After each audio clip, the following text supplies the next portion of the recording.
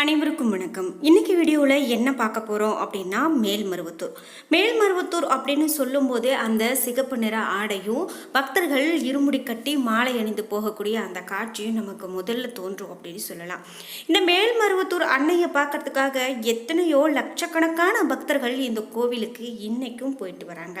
குறிப்பாக இந்த கோவிலில் பெண்களுக்கு அப்படின்னு நிறைய விஷயங்கள் தனி சிறப்போடு இருக்குது அப்படின்னு சொல்லலாங்க. அப்படிப்பட்ட இந்த மேல்மருவத்தூர் கோவில் பற்றி நாம் இன்றைக்கி என்ன பார்க்க போகிறோம் அப்படின்னா, மேல்மருவத்தூர் கோவிலுக்கும் ஒரு பாம்புக்கும் சம்பந்தம் இருக்குது அப்படிங்கிறது சொல்லப்படுது. இது என்ன அப்படிங்கிறது தான் நாம் பார்க்க போகிறோம். இப்போது சித்தர்பீடம் பிரதிஷ்டை செய்யப்பட்டிருக்கக்கூடிய இந்த மேல்மருவத்தூரில் இந்த புண்ணிய பூமியில் ஒரு வேப்ப மரமும் அதன் அடியில் ஒரு பெரிய பாம்பு மேடும் இருந்திருக்கு. அதை பற்றியெல்லாம் நம்ம இந்த வீடியோவில் நல்லா தெளிவாக பார்க்கலாம்.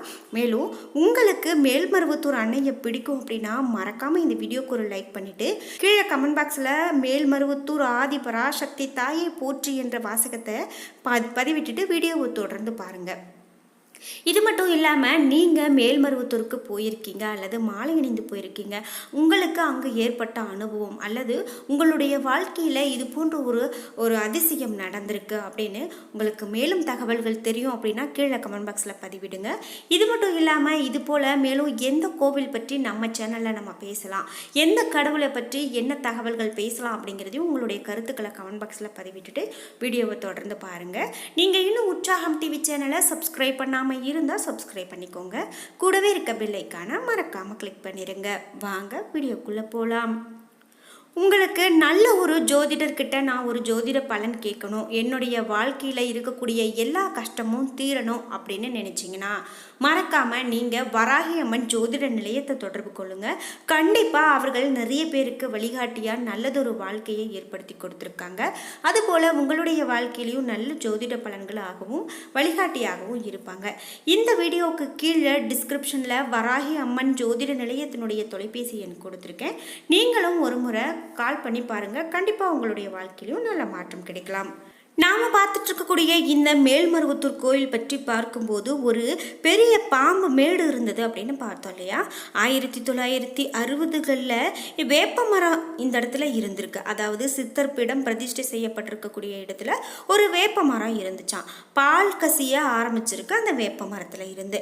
இந்த அதிசயத்தை பார்த்து அதிர்ச்சி அடைந்த சுற்று வட்டார கிராம மக்கள் இது தெய்வீக நிகழ்வாக இருக்கலாம் அப்படின்னு வடியக்கூடிய பாலை பார்த்துருக்காங்க.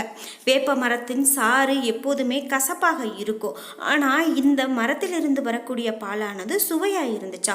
கிராம மக்கள் பல்வேறு நோய்களை குணப்படுத்தக்கூடிய அற்புதமான மருந்தாக இதை பார்த்துருக்காங்க. மரத்தினுடைய தெய்வீக சக்தியையும் அருளையும் மக்கள் மெதுவாக உணர ஆரம்பிச்சிருக்காங்க. 1966 நவம்பர் 28 பயங்கரமான ஒரு புயல் வீசி இருக்கு. கனமழையில் வேப்ப மரத்தடியில் இருந்த பாம்பு மண் அரிப்பு, அந்த பாம்பு மேட்டில் மண் அரிப்பு ஏற்பட்டிருக்கு. பலத்த சூறாவளி காற்றில் வேப்ப மரமும் வேரோடு பிடுங்கி கீழே விழுந்ததாம். வேரோடு பிடுங்கப்பட்ட அந்த வேப்ப மரத்தின் அடியில் சுயம்புவாக, அதாவது சுயம்பு என்றால் தன்னைத்தானே வெளிப்படுத்தி கொள்ளக்கூடிய ஒரு விஷயம், அப்படி சுயம்புவாக தன்னை சொந்த விருப்பத்தால் உருவாக்கப்பட்டது என்று அர்த்தப்படுது. இப்படி அந்த நேரத்தில் சுயம்பு வெளிப்பட்டிருக்கு. சுயம்புவின் சக்தியால் தான் இந்த பால் இப்படி மருத்துவ குணம் கொண்டிருக்க அப்படிங்கிறத புரிஞ்சுக்கிட்டாங்களாம். இன்றைய சித்தர்பீடத்தின் சன்னதியும் இதே இடத்துல தான் நிறுவப்பட்டிருக்கு. சுயம்பு ஆதி பராசக்தி சிலைக்கு எதிரில் அமைக்கப்பட்டிருக்கு.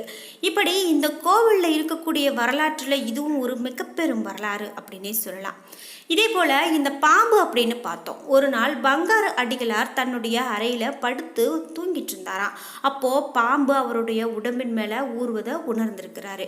உடனே விழித்த அவர் அந்த பாம்பை உடம்பை விட்டு இறங்க சென்றதை கண்டு பங்கார அடிகளார் பெற்றோரை அழைத்து காட்டினாராம்.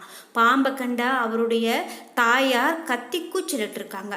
உடனே அக்கம் பக்கத்தினர் அங்கே வந்து திரண்டு பார்த்துருக்காங்க. அந்த பாம்பு எங்கேயோ மறைஞ்சு போயிருக்கு. ஆதி பராசக்தி பாம்பு உருவத்தில் தோன்றி பங்காரு அடிகளார ஆட்கொண்ட நிகழ்வு தான் இது அப்படின்னு இன்னைக்கும் சொல்றாங்க. இப்படி ஒரு அற்புதமான நிகழ்வு, ஒரு ஆச்சரியத்தை ஏற்படுத்தும் நிகழ்வு. அதாவது அந்த ஆதி பராசக்தி அம்மனே பாம்பாக உருவெடுத்து வந்து இங்க அந்த கண்கொள்ள காட்சியை கொடுத்துருக்காங்க அப்படின்னு சொல்றாங்க. பங்காரு அடிகளாருக்கு தனலட்சுமி என்ற ஒரு தங்கை இருந்திருக்காங்க. அவர் மீது அவருக்கு ரொம்பவே அதிகமான பாசம். திடீர்னு ஒரு நாள் அவங்க இறந்து போயிட்டாங்களாம். இதை ஏற்க முடியாம துக்கத்துல மூழ்கிய பங்காரு அடிகளார் தங்கையை அடக்கம் செய்த இடத்திலேயே அழுதுகிட்டே படுத்துட்டு இருந்தாராம். அப்போ திடீரென ஒரு பெண் பங்காரு அடிகளார் முன் தோன்றி ஏன் அழுற அப்படின்னு கேட்டாங்களாம். ஒரு பாத்திரத்துல தண்ணீர் கொடுத்துட்டு போனாங்களாம். அதாவது உடனே பங்காரு அடிகளார் கேள்வி எழுந்திருக்கு அவருக்கு. அதாவது தாகத்தால் தவித்த தனக்கு தண்ணீர் கொடுத்த அந்த பெண் யார் அப்படின்னு யோசிச்சுட்டே இருந்தாராம். இந்த கேள்வியோடு அவர் நிமிர்ந்து பார்த்தபோது அங்கே யாருமே இல்லையாம். அதாவது நம்ம நினச்சிட்டு இருக்கோம் இப்போ தண்ணி குடிக்கணும்னு, ஆனால் திடீர்னு ஒரு பெண் வந்து நமக்கு தண்ணி கொடுத்துருக்காங்க அப்படின்னு பார்க்கும்போது நம்ம நினச்சது எப்படி அவங்களுக்கு தெரியும் அப்படின்னு உடனே நிமிர்ந்து பார்த்துருக்காங்க. அங்கே யாருமே இல்லையாம். ஆதி பராசக்தி உமா மகேஸ்வரி உருவத்தில் வந்து தண்ணீர் கொடுத்துருக்காங்க அப்படிங்கிறதையும் அவங்க புரிஞ்சுக்கிட்டாங்களாம். இப்படி ஒரு அதிசயமான நிகழ்வு அங்கே நடந்ததாகவும் சொல்கிறாங்க. 1971 முதல் இங்கு புனிதமான அடிகளார் மற்றும் சக்தி மூலமாக இந்த புண்ணிய பூமியாக மாறி இங்கு பூமிக்கு இறங்குகிறாள் தாயாக அப்படின்னு சொல்லப்பட்டது. தேவியாக பிறகு வணங்கப்படுறாங்க. உலகம் ஒரு ஆன்மீக புரட்சி மற்றும் ஒரு புதிய மறுமலர்ச்சி மூலமாக செல்லும் என்ற தீர்க்க தரிசனம் சொல்லி வெளிப்படுது. சுயம்பு மட்டுமே பல ஆண்டுகளாக இங்கு ஆரம்ப காலகட்டத்தில் வழிபடப்பட்டு வந்திருக்கு. அதன் பிறகு 1977 நவம்பர் மாதம் ஆதி பராசக்தியின் சிலை கருவறையில் நிறுவப்படுது. இந்த சிலை 1 மீட்டர் உயரம் 1000 இதழ்களை கொண்ட தாமரை இருக்கையில் அமர்ந்து வலது காலை மடக்கி இடது காலை தாமரை இதழின் மீது வைத்திருக்கக்கூடியதா இருக்கும். 1000 இதழ் கொண்ட தாமரை தியானத்தை குறிக்குது. மற்றும் அவளது கை வலது கை அப்படின்னு பார்க்கும்போது தாமரை மொட்டை பிடித்திருக்கிறது போல அந்த அம்மனுடைய கை இருக்கும். இடது கை விரல்கள் சின்முத்ராவை சித்தரிக்கக்கூடிய விதத்தில் மடிக்கப்பட்டு இருக்கும். அவருடைய தலைமுடி பின்னப்பட்டு கிரீடம் போல மேல் நோக்கி முடிச்சு போடப்பட்டு இந்த அம்மனுடைய சிலை அங்கு காட்சி கொடுக்கும் அப்படின்னு சொன்னால் அது மிகையாகாது. இப்படி இந்த மேல்மருவத்தூர் அப்படின்னு பார்க்கும்போது மிக பெரும் ஆச்சரியங்கள் நடக்கக்கூடிய விஷயமா இருக்கு. இன்னைக்கும் இந்த கோவிலுக்கு நிறைய பக்தர்கள் இருமுடி கட்டி போகிறத நம்மளால பார்க்க முடியும். அந்த செந்நிற ஆடை கட்டி அங்கு போகக்கூடிய பக்தர்கள் அப்படின்னு பார்த்தா நமக்கு அவர்கள் இருக்கக்கூடிய விரத முறையாகட்டும் அல்லது அவர்கள் கொண்ட பக்தியாகட்டும் நமக்கு பெரும் ஒரு மலைப்பை ஏற்படுத்தும் விதமாகவே இங்கு இருக்கும் அப்படின்னு சொன்னால் அது மிகையாகாது. நீங்கள் இது போல் மாலை அணிந்து மேல்மருவத்தூர் கோவிலுக்கு போயிட்டு வந்திருக்கீங்க அப்படின்னா மறக்காமல் உங்களுடைய கருத்துக்களை கமெண்ட் பாக்ஸில் சொல்லுங்கள். அது மட்டும் இல்லாமல் இந்த வரலாறுகளை கேட்கும்போது உங்களுக்கு எப்படி இருந்தது அப்படிங்கிறதையும் சொல்லுங்கள்.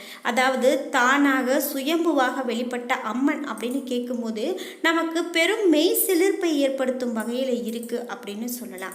அந்த வகையில் சுயம்புவாக தோன்றக்கூடியது அப்படின்னு பார்க்கும்போது ரொம்ப ரொம்ப அரிதான ஒரு விஷயம். ஆனால் அந்த சுயம்பு இங்கு தோன்றி இருக்கிறது அப்படின்னு கூட சொல்லலாம். அது மட்டும் இல்லாமல் இன்றைக்கும் லட்சக்கணக்கான பக்தர்கள் இங்கு வந்து வேண்டிக் கொண்டு தங்களுடைய வேண்டுதல்கள் நிறைவேறுவதை பார்க்குறாங்க. அதனால தான் இன்றைக்கும் தொடர்ந்து இப்படி பக்தர்கள் வந்து வழிபட்டுட்டு போகிறாங்க அப்படின்னு சொல்லலாம். குறிப்பாக இந்த பெண்களுக்கு அப்படின்னு தனி சிறப்பு கொண்ட கோவில் அப்படின்னு பார்த்தோம். அதாவது கருவறைக்குள்ள பெண்களே சென்று பூஜை நடத்தக்கூடியதெல்லாம் இந்த கோவிலில் நடக்கிறதா இருக்குது. இதனால தான் இது பெரும் தனி சிறப்பு அப்படின்னு சொல்கிறோம் நாம். குறிப்பிட்டு தமிழகத்தில் இருக்கக்கூடிய மிகவும் புகழ்பெற்ற அம்மன் கோவில்களில் இந்த ஆதி பராசக்தி சித்தர் பீடமும் ஒன்று. செங்கல்பட்டு மாவட்டம் மேல்மருவத்தூர் இந்த கோவில் சொல்லலாம். தமிழகத்தில் அதிகமான பக்தர்கள் தினமும் வந்து போகக்கூடிய ஒரு கோவிலாக இந்த மேல்மருவத்தூர் கோவில் ஆதி பராசக்தி அம்மனுடைய கோவில் இருக்குது. இந்த கோவில் உருவான வரலாறு அப்படின்னு பார்க்கும்போது தான் ரொம்ப ரொம்ப அதிசயமானதாக இருக்குது. அதை தான் நாம் இப்போ பார்த்தோம். ஒரு சாதாரணமாக வேப்ப மரம் இருந்த இடத்துல இன்னைக்கு லட்சக்கணக்கான பக்தர்கள் வந்து போகக்கூடிய ஒரு மாபெரும் பீடமாகவும் மாபெரும் கோவிலாகவும் இருக்குது அப்படின்னு சொன்னால் அது எவ்வளவு பெரிய விஷயமா நாம் இன்னைக்கு பார்க்கணும். என்ன நண்பர்களே, நீங்கள் இவ்வளவு நாள் மேல்மருவத்தூர் கோவிலுக்கு போகலை அப்படின்னா கண்டிப்பாக இப்போ போயிட்டு வாங்க. வாழ்க்கையில் எல்லாமே நன்மையாக நடக்கும். இந்த வீடியோ உங்களுக்கு பிடிச்சிருந்தா லைக் பண்ணுங்கள், ஷேர் பண்ணுங்கள், கமெண்ட் பண்ணுங்கள். நீங்கள் இன்னும் உற்சாகம் டிவி சேனலை சப்ஸ்கிரைப் பண்ணாமல் இருந்தால் சப்ஸ்கிரைப் பண்ணிக்கோங்க. கூடவே இருக்க பெல் ஐக்கானை மறக்காமல் கிளிக் பண்ணிடுங்க. நன்றி வியூவர்ஸ்.